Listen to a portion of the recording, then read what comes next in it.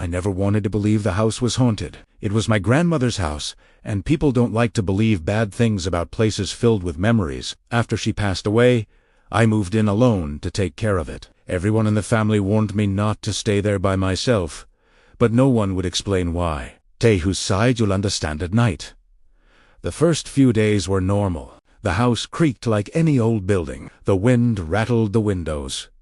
Nothing felt dangerous. Then I noticed something strange. Every night, one chair in the dining room would be pulled out, not knocked over, not moved, randomly, pulled out neatly, as if someone had just stood up from it. I pushed it back every morning.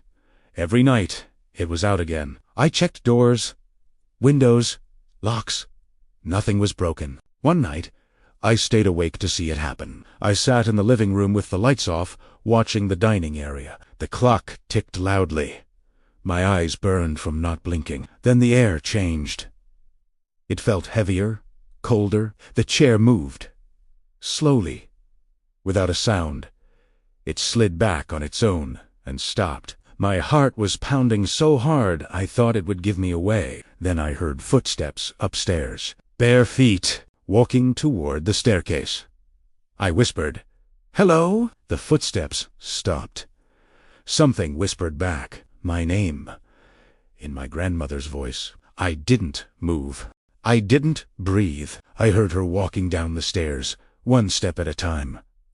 The sound stopped right behind me. I felt a presence so close I could feel cold against my neck. She spoke softly. "You shouldn't be here alone." I turned around. No one was there. But the chair was pulled out again. The next morning, I found an old box in the attic. Inside were letters written by my grandmother. In one of them, she wrote about hearing someone call her name at night, about chairs moving, about a woman she kept seeing in reflections. She ended the letter with one sentence that made my hands shake. "She stands where I used to stand." That night, I saw her, not clearly, not fully. In the reflection of the dining room mirror, behind my chair, stood an elderly woman. Not my grandmother. She was smiling. When I turned around, the room was empty, but the chair across from me was pulled out, waiting. I left the house the next morning and never went back alone.